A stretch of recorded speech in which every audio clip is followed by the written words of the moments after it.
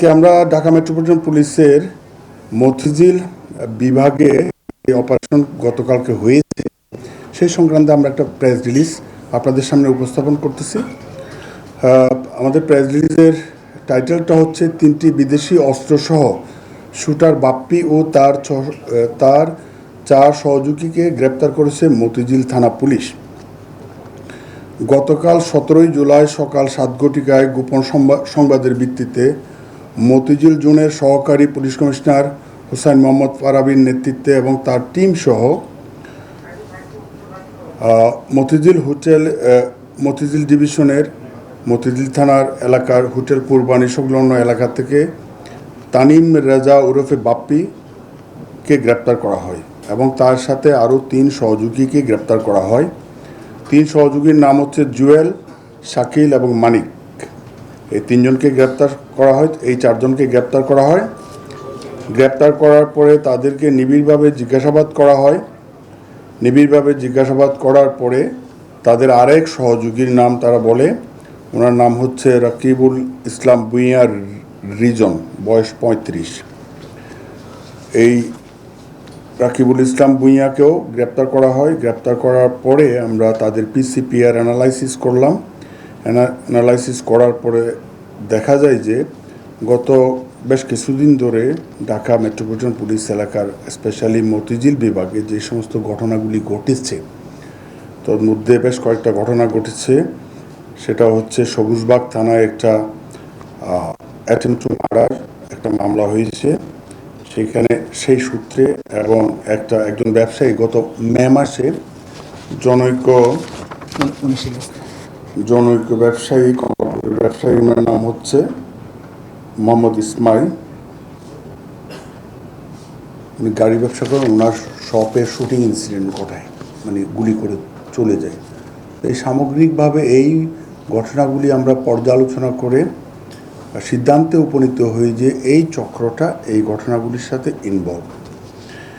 Involve হওয়ার প্রেক্ষিতে তো আমরা আমাদের টিম তাদেরকে জিজ্ঞাসাবাদ করার এক পর্যায়ে বাপ্পি এবং রিজন ওনারা স্বীকার করেন যে বাপ্পির অফিসে তাদের এই যে শুটিং ইনসিডেন্ট বা বিভিন্ন চাঁদাবাজির যে সমস্ত ঘটনাগুলি ঘটিয়েছে ওখানে তাদের অস্ত্র আছে, তাদের পূর্বে ইউজড অস্ত্রগুলি আছে। তো গতকালকে রাতে আমরা অপারেশন করি, আমাদের টিম অপারেশন করে ওখান থেকে বাপ্পির দেখানো মতে এবং রিজনের দেখানো মতে বাপ্পির অফিস থেকে আমরা উদ্ধার করি একটি বিদেশি রিভলভার, 2টা বিদেশি পিস্তল, 5 রাউন্ড রিভলভারের গুলি, 2 রাউন্ড পিস্তলের গুলি, একটি ইলেকট্রিক শটগান ও একটি বিদেশি কোরাল উদ্ধার করা হয়েছে। এই সংক্রান্তে বাপ্পি এবং এই রিজনের নামে মতিঝিল থানায় অস্ত্র আইনে মামলা রেকর্ড করা হয়েছে। পাশাপাশি আপনার গত মাসে একজনকে হত্যার চেষ্টা করা হয়েছিল হচ্ছে সবুজবাগ থানা এলাকাতে। এই ভিকটিমের নাম ছিল হচ্ছে আমিন আহমেদ মিটু, তার ঘাড় ভেঙে দেওয়া হয়েছিল। ওই মামলাতে 3 জনকে গ্রেপ্তার দেখানো হয়েছে। এই 3 জন যে পরে যাদেরকে গ্রেপ্তার করা হয়েছে ওনাদের নাম হচ্ছে জুয়েল, শাকিল এবং মানিক। ওই ঘটনাতে এই বাপ্পি রিজনের সংশ্লিষ্টতা থাকলে তাদেরকে আমরা ওখানেও শোনেরেজ দেখাবো। তো তাহলে এই সামগ্রিক অপারেশনে আমাদের 3টা মামলা কার্যক্রম চলমান আছে। 3টা মামলার মধ্যে হচ্ছে আজকে একটা মামলা হয়েছে অস্ত্র আইনের, আর একটা মামলা রেকর্ড হয়েছে হচ্ছে অ্যাটেম্পট টু মার্ডার, আর একটা মামলা হয়েছে চাঁদাবাজি মামলা, যেটা ব্যবসায়ীর দোকানে যে গুলি করেছিল। তো এই 3টা ঘটনার যোগসূত্রের প্রেক্ষিতে আমরা এই মোট 5 জনকে গ্রেপ্তার করেছি। এই হচ্ছে আমাদের প্রেস ব্রিফিংয়ের মূল উপপাদ্য। আপনাদেরকে প্রেস ব্রিফিংয়ের কপিটা আমি শেষ করিনি, এই প্রেস ব্রিফিংয়ের কপিটা আপনাদেরকে সরবরাহ করা হয়েছে। এখানে বিস্তারিত, এখানে অল মামলা নাম্বার সহ এখানে দেওয়া আছে। এখানে উল্লেখ্য যে বাপ্পির নামে ইতিপূর্বে আমরা পিসিপিআর যাচাই করে যেটা পেলাম তার নামে 7টি মামলা আছে। 2016 সাল থেকে এই পর্যন্ত তার নামে 7টি মামলা আছে। 2016 সালে একটা চাঁদাবাজির মামলা, 2016 সালে একটা দ্রুত বিচার আইনের মামলা, তারপর 2016 সালে একটা হচ্ছে সুইসাইডের অ্যাবেটর হিসাবে একটা মামলা। তারপর 2025 সালে হচ্ছে আপনার নারী নির্যাতন মামলা। আর 2022 সালে একটা হচ্ছে অ্যাটেম্প টু মার্ডারের একটা মামলা। তারপর 2022 সালে একটা হচ্ছে নারী নির্যাতন মামলা। আরেকটা মামলা হচ্ছে খিলগাঁও থানার একটা মামলা আছে, সেটা হচ্ছে 2018 সালের মাদকদ্রব্য নিয়ন্ত্রণের মামলা। তার নামে মোট 7টি মামলা আছে চলমান। তো এর সাথে আরও এই 2-3টা মামলা সংযুক্ত হবে। তো আশা করি এই ঢাকা শহরের আইনশৃঙ্খলা রক্ষা করার জন্য আমরা যে সার্বিকভাবে টিম ডিএমপি হিসাবে অপারেশন পরিচালনা করতেছি, এইটারই হচ্ছে আউটপুট। তো আশা করি আমরা ঢাকা শহরের আইনশৃঙ্খলা পরিস্থিতি, এই যে বিভিন্ন সময় যে শুটিং ইনসিডেন্টগুলি ঘটতেছে, এগুলির জন্য আমরা সদা তৎপর আছি এবং ইনশাল্লাহ আমরা ভালো রেজাল্ট সবসময় আপনাদের সামনে উপস্থাপন করতে পারবো। তো প্রেস রিলিজের বিষয়টা এখানেই আমার যেই বক্তব্যটা এখানে আমি আপনাদেরকে ধন্যবাদ দিয়ে সমাপ্ত করতেছি। আপনাদের যদি কোনো কোয়ারি বা কোনো জিজ্ঞাসা যদি থেকে থাকে তাহলে একটু বলেন প্লিজ। ওর অফিস হচ্ছে আসলে হচ্ছে তেমন কোনো অফিস না। অফিসটা হচ্ছে যারা এই সমস্ত কর্মকাণ্ড করে একটা ছোটো অফিস নিয়ে থাকে, ওখানে আড্ডা দেয় বা ওখানে ওদের যেই অস্ত্রশস্ত্রগুলি ওরা রাখে, এই তাদের এই ধরনের যে কোনো দোকান বা বিজনেস অফিস এই ধরনের, মানে ঠিকাদার হিসাবে ও একটা অফিস নিয়েছে।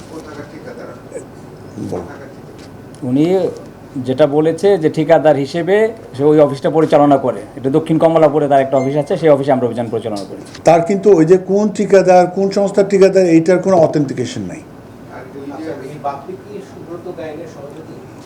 এই বিষয়টা নিয়ে আসলে এই যে আপনার ধন্যবাদ আপনার প্রশ্নটার জন্য। তাদের সহযোগীকে তারা কার আন্ডারে কাজ করতেছে এইগুলি আমরা বিস্তারিত তদন্ত করে দেখতেছি। এটা সময় সাপেক্ষ বিষয়, এই মানে উই আর নট শিওর নাও।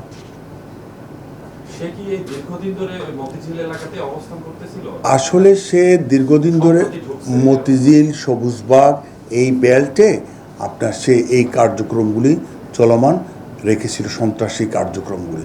আমরা ধরেন গতকালকে তাকে গ্রেপ্তার করেছি।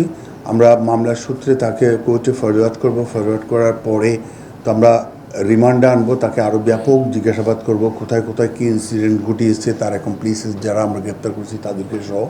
তো আশা করি আরও অনেক তথ্য আমরা পাবো। এর আগে অ্যারেস্ট তো হয়নি, এর আগে অ্যারেস্ট হয়নি। যে আমরা তাকে খুঁজতেছিলাম হচ্ছে যখন আপনার ইয়েটা হয়, একজনকে ঘাড় ভেঙে দিয়ে 307-এর একটা মামলাটা যখন হয়, তখন তার বিষয়টা আমাদের, তার এই গ্রুপের বিষয়টা আমাদের আসে নজরে। তো এরপর থেকে আমরা তাকে খুঁজতেছিলাম, আমরা তাকে পেয়েছি।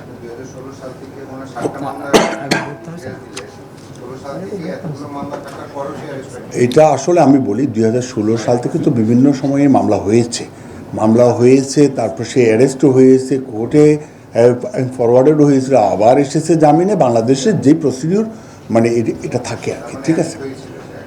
সম্ভবত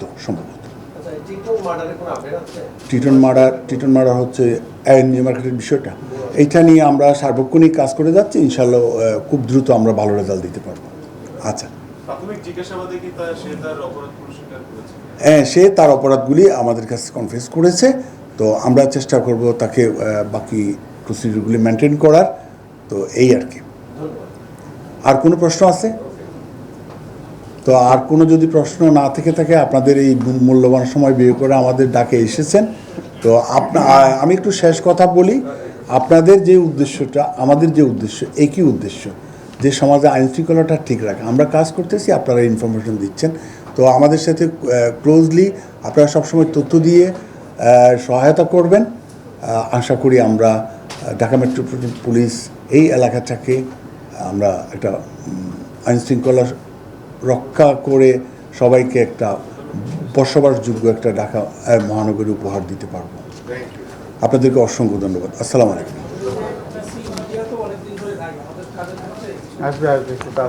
আসবে না, আচ্ছা, এটা অফ দ্য রেকর্ড, এটা ইয়ের বাইরে।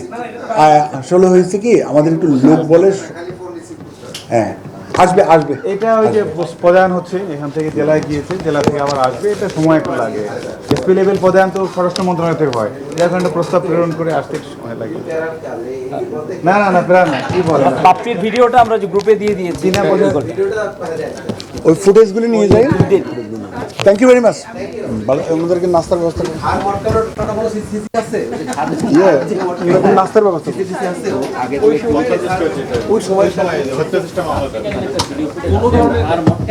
ওই টাইপের বলছে